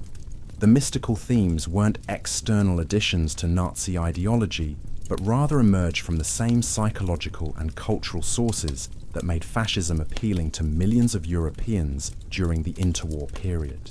This integration of occult analysis into mainstream historical scholarship has revealed important connections between Nazi mysticism and broader patterns of extremist thinking that continue to influence contemporary politics. The techniques used to promote supernatural beliefs within Nazi Germany bear striking resemblances to methods employed by modern conspiracy movements and alternative spirituality networks. Understanding these historical precedents becomes increasingly important as digital communication technologies create new opportunities for spreading mystical ideas and building communities around supernatural beliefs. The same psychological mechanisms that allowed Nazi occult themes to gain widespread acceptance during the 1930s and 1940s continue to operate today, though they now function through different media and institutional structures. The lessons learned from studying Nazi mysticism extend far beyond historical curiosity to provide practical insights for recognizing and responding to contemporary forms of extremist recruitment and ideological manipulation. By understanding how rational individuals can gradually embrace irrational beliefs when those beliefs are presented within prestigious institutional contexts and reinforced through community belonging, we can better identify similar processes in our own time and place. The story of Nazi occultism ultimately reveals both the power and the danger of human desires for transcendence, meaning, and special knowledge. These psychological needs aren't inherently problematic, but they become dangerous when exploited by movements that promise supernatural solutions to political problems, while demanding absolute loyalty to charismatic leaders and exclusive ideological systems. As we conclude this exploration of one of history's strangest chapters, the most important insight may be recognizing that the boundary between rational and mystical thinking is more permeable than most people realize. Under the right circumstances, with sufficient social pressure and institutional support, almost anyone can be led to embrace beliefs that they would normally consider absurd or impossible. The Nazi experiment with occult politics failed catastrophically, destroying the very people it claimed to serve while causing immeasurable suffering for millions of innocent victims. But the psychological vulnerabilities that made this experiment possible didn't disappear with Germany's military defeat. They remain part of human nature, waiting for new movements that understand how to exploit our deepest desires for meaning and transcendence in service of their own destructive purposes. The ultimate lesson of Nazi occultism isn't that mystical thinking is inherently evil, but rather that any belief system becomes dangerous when it places itself beyond rational criticism and demands absolute commitment from its followers. Whether those beliefs involve ancient artifacts, cosmic forces, or supernatural destiny matters less than the psychological and social mechanisms through which they gain power over human hearts and minds. In our contemporary world, where information abundance and institutional skepticism create new opportunities for alternative belief systems to flourish, understanding these historical precedents becomes more crucial than ever. The specific symbols and stories may change, but the underlying human vulnerabilities remain constant, requiring vigilance and wisdom to prevent their exploitation by those who would use our highest aspirations to serve their lowest purposes. The haunting chambers of Wewelsburg Castle still echo with the footsteps of tourists who come seeking glimpses of history's darkest mysteries. The black sun symbol remains embedded in the crypt's floor, a permanent reminder of humanity's capacity for both transcendent yearning and destructive delusion. The artifacts collected by Nazi occultists rest in museums and private collections, their supposed supernatural powers long since revealed as projections of human hope and fear. But the deeper mysteries surrounding Nazi mysticism persist, not because they involve genuine supernatural phenomena, but because they illuminate aspects of human psychology that we still struggle to understand and control. In studying the strange saga of occult Nazism, we encounter not just historical curiosities, but fundamental questions about the nature of belief, the psychology of power, and the eternal human search for meaning in an uncertain world. These questions remain as relevant today as they were in the darkened halls where SS officers once gathered to contemplate their cosmic destiny.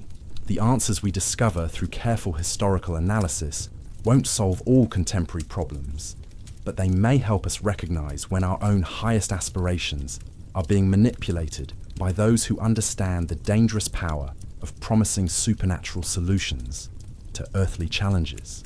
The story continues, not in hidden bunkers or mystical castles, but in the ongoing human struggle to balance our need for transcendent meaning with our responsibility to remain grounded in evidence, compassion, and respect for the dignity of all people.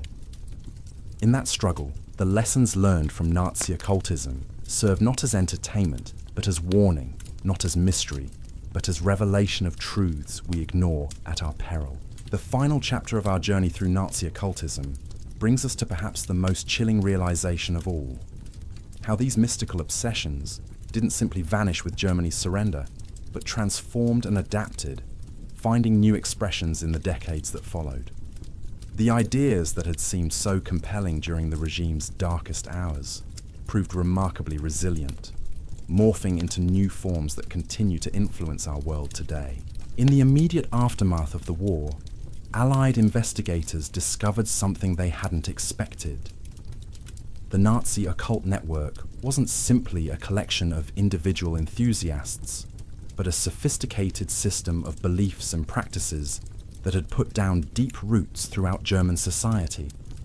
Schools, universities, publishing houses, and cultural organizations had all been subtly influenced by mystical thinking in ways that wouldn't disappear overnight. Teachers who had spent years incorporating runic symbolism into their lessons didn't suddenly abandon these practices when new textbooks arrived. Publishers who had built successful businesses around ancient mystery books continued serving audiences hungry for supernatural explanations. Film studios that had mastered the art of mystical adventure stories found eager markets in countries that had never experienced Nazi rule directly. The denazification process that swept through Germany in the late 1940s focused primarily on obvious political content, leaving mystical themes largely untouched. Officials recognized the danger of Nazi political ideology, but struggled to identify the subtler influences of occult thinking that had become woven into popular culture and educational systems. This oversight had profound consequences for how Nazi mystical ideas spread beyond Germany's borders. Cultural exports like films, books, and academic papers carried occult themes to international audiences who had no awareness of their ideological origins.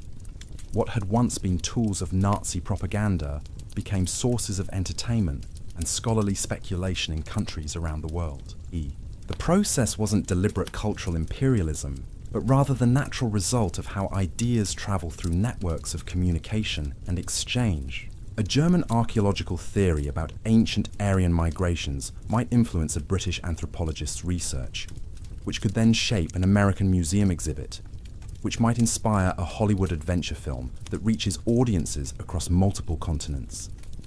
Each step in this transmission process diluted the original political content, while preserving the underlying mystical assumptions. By the time these ideas reached their final destinations, they often appeared to be neutral scholarly positions or harmless entertainment rather than recycled Nazi propaganda. The entertainment industry played a particularly crucial role in this transformation.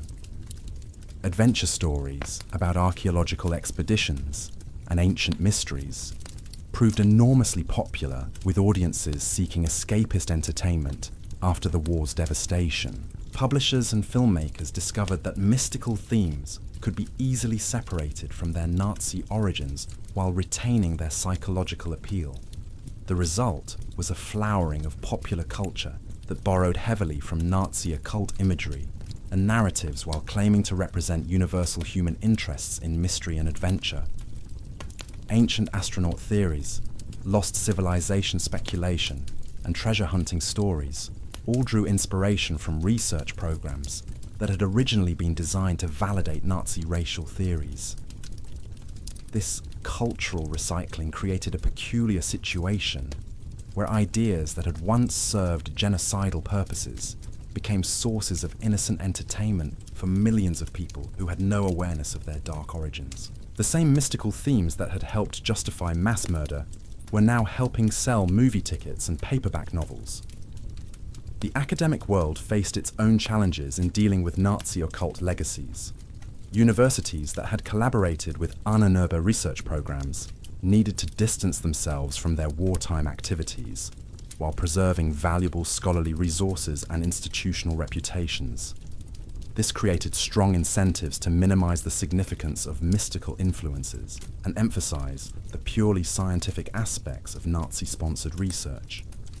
Many professors and researchers who had participated in occult projects simply continued their work under new institutional arrangements, often without acknowledging their previous affiliations. Archaeological expeditions that had once searched for evidence of Aryan superiority were reframed as studies of ancient civilizations.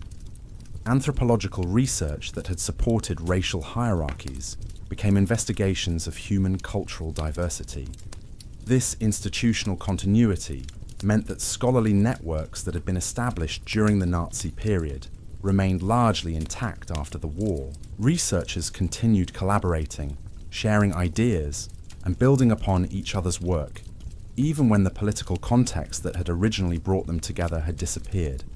The psychological mechanisms that had made Nazi mysticism appealing to educated professionals didn't vanish with Germany's defeat. The desire for special knowledge, the appeal of hidden truths, and the satisfaction of belonging to an elite community of initiates remained as powerful as ever. New mystical movements arose to satisfy these needs, often drawing inspiration from Nazi occult themes while rejecting their political associations. The New Age movement that emerged in the 1960s and 1970s borrowed extensively from Nazi mystical concepts, including beliefs about ancient advanced civilizations, the spiritual significance of archaeological sites, and the existence of hidden knowledge that could transform human consciousness. Most New Age practitioners had no awareness of these connections and would have been horrified to learn about the Nazi origins of many ideas they considered spiritually enlightening. This unconscious transmission of Nazi occult themes reveals something important about how extremist ideas can outlive the political movements that created them. By separating mystical content from its original context and presenting it as universal wisdom or scientific discovery, these ideas could appeal to audiences who would never have accepted them in their original form. The process wasn't unique to occult themes, but reflected broader patterns of how Nazi innovations were absorbed into post-war culture. Technological advances developed for military purposes found civilian applications. Organizational techniques pioneered by Nazi institutions influenced business and educational practices. Even architectural styles associated with the regime appeared in modified forms throughout the Western world. However, the transmission of mystical ideas proved particularly troubling because of their psychological power and resistance to rational criticism. Unlike technological innovations that could be evaluated based on practical effectiveness, mystical beliefs operated in realms where evidence and logic had limited authority. This made them especially difficult to identify and counter when they appeared in new contexts. The challenge became even more complex as digital communication technologies created new opportunities for spreading mystical ideas and building communities around supernatural beliefs. The internet allowed individuals with shared interests in ancient mysteries and occult knowledge to find each other and reinforce their convictions, regardless of geographical distance or institutional affiliation. Online forums, social media groups, and video sharing platforms became vehicles for transmitting ideas that had originated in Nazi occult circles, often without any acknowledgement or awareness of their historical origins.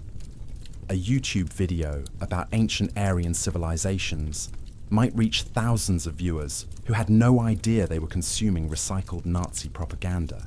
The democratization of information distribution that characterizes our digital age has many benefits, but it also creates vulnerabilities that extremist movements have learned to exploit. The same technologies that allow legitimate scholars to share research and educators to reach global audiences can also be used to spread misinformation and recruit individuals to dangerous ideologies. Understanding these patterns becomes crucial for recognizing how historical forms of extremism adapt to contemporary circumstances. The specific political content may change, but the underlying psychological appeals and recruitment strategies often remain remarkably consistent across different times and places. The persistence of Nazi occult themes in popular culture also reflects deeper human needs that extend beyond mere entertainment or intellectual curiosity. Stories about ancient mysteries and hidden knowledge provide meaning and purpose to people struggling with uncertainty and powerlessness in their daily lives. They offer hope that reality contains more possibilities than conventional wisdom suggests. These psychological needs aren't inherently problematic, but they become dangerous when exploited by movements that promise supernatural solutions while demanding absolute loyalty to charismatic leaders and exclusive belief systems. The same yearning for transcendence that can inspire great art and scientific discovery can also make individuals vulnerable to manipulation by those who understand how to weaponize human spiritual aspirations. The Nazi experiment with occult politics demonstrated both the power and the peril of attempts to harness mystical thinking for political purposes. While these efforts ultimately failed catastrophically, they revealed psychological vulnerabilities that remain part of human nature and continue to create opportunities for extremist recruitment and ideological manipulation. Contemporary conspiracy movements and alternative spirituality networks often employ techniques that bear striking resemblances to methods used by Nazi occult practitioners. The promise of secret knowledge, the creation of exclusive communities, the demonization of mainstream institutions, and the gradual escalation of commitment to increasingly radical beliefs all follow patterns that were perfected during the Third Reich's mystical experiments. Recognizing these patterns doesn't require abandoning all forms of spiritual or mystical thinking, but it does demand greater awareness of how such beliefs can be manipulated for harmful purposes. The goal isn't to eliminate mystery from human experience, but rather to maintain healthy skepticism about claims that require absolute faith and unquestioning obedience. The story of Nazi occultism ultimately serves as both historical documentation and contemporary warning. It reminds us that the human capacity for self-deception is virtually unlimited when powerful incentives reward particular conclusions, and that even the most educated and sophisticated individuals can be led to embrace beliefs that serve destructive purposes. As we navigate our own age of information abundance and institutional skepticism, The lessons learned from this strange chapter of history become more relevant than ever. The specific symbols and stories may change, but the underlying human vulnerabilities remain constant, requiring vigilance and wisdom to prevent their exploitation by those who would use our highest aspirations to serve their lowest purposes. The chambers of Wewelsburg may be empty now. The expeditions to distant lands may be over, and the artifacts may rest silently in museum storage rooms. But the deeper mysteries that drew so many intelligent people into the Nazi occult web continue to exert their pull on human imagination and desire. Our challenge isn't to solve these mysteries once and for all, but rather to engage with them in ways that honor our need for meaning while protecting our commitment to truth, compassion, and human dignity. In that ongoing struggle between mystery and reality, between transcendence and responsibility, the lessons of Nazi occultism offer guidance that extends far beyond historical curiosity. They remind us that the price of wisdom is eternal vigilance, not just against obvious enemies, but against the subtle corruption of our own deepest longings and most noble aspirations. The story ends where it began, with questions about the relationship between knowledge and power, between belief and evidence, between our individual search for meaning and our collective responsibility for justice. These questions don't have simple answers, but asking them honestly and courageously may be the best protection we have against repeating the mistakes of those who sought supernatural solutions to human problems and found only darkness where they had hoped to discover light. The echoes of that mystical obsession didn't simply fade with the fall of Berlin. Instead, they transformed into something perhaps even more insidious, a cultural legacy that would quietly reshape how entire generations understood the relationship between ancient wisdom and modern power. In the months following Germany's surrender, something remarkable happened in the world of academic publishing. University presses across Europe and America began releasing a flood of books about ancient civilizations, mysterious archaeological discoveries, and lost knowledge, traditions. On the surface, these publications appeared to represent legitimate scholarly interest in humanity's forgotten past. But when you examine their footnotes and bibliographies closely, a disturbing pattern emerges. Many of these post-war academic works drew heavily on research that had been conducted under Ahnenerbe sponsorship, often without acknowledging their Nazi origins. Studies of ancient migration patterns, theories about advanced prehistoric civilizations, and speculation about the spiritual practices of early European peoples all bore the subtle fingerprints of SS scholarship, repackaged for respectable academic consumption. The process wasn't necessarily conscious collaboration with Nazi ideology. Rather, it reflected the complex reality of how ideas travel through intellectual networks. A French archaeologist might cite a German colleague's pre-war paper about Celtic religious practices, unaware that the research had been funded by Himmler's organization and shaped by racial theories. An American anthropologist might build upon linguistic studies that had originally been designed to prove Aryan superiority, seeing only interesting insights about ancient language families. This intellectual contamination created a feedback loop that would influence scholarly discourse for decades. Theories that had been developed to support Nazi racial ideology found new life as seemingly neutral academic positions, gradually becoming incorporated into mainstream historical and archaeological thinking. The mystical assumptions that had once served genocidal purposes were now helping shape how university students learned about human civilization's earliest chapters. The entertainment industry proved even more receptive to these recycled mystical themes.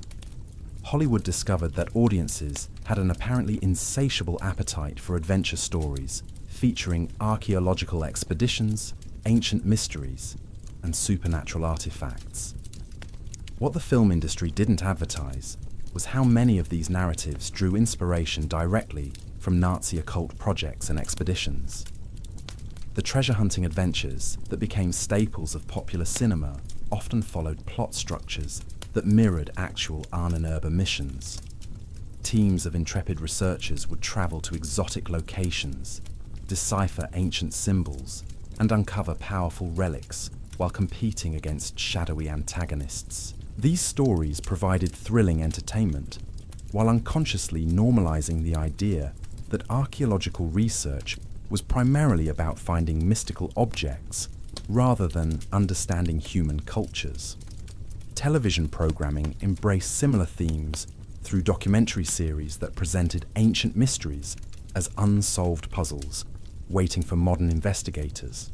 These shows often featured dramatic reenactments of archaeological discoveries, interviews with researchers making extraordinary claims, and speculation about advanced technologies possessed by prehistoric civilizations. The format created an aura of scientific legitimacy around ideas that would have seemed absurd in purely fictional contexts. The psychological appeal of these programs lay in their promise that reality contained hidden depths accessible only to those with special knowledge and determination. Viewers could participate vicariously in the excitement of discovery while feeling part of an enlightened community that understood truths hidden from the masses. The same emotional reward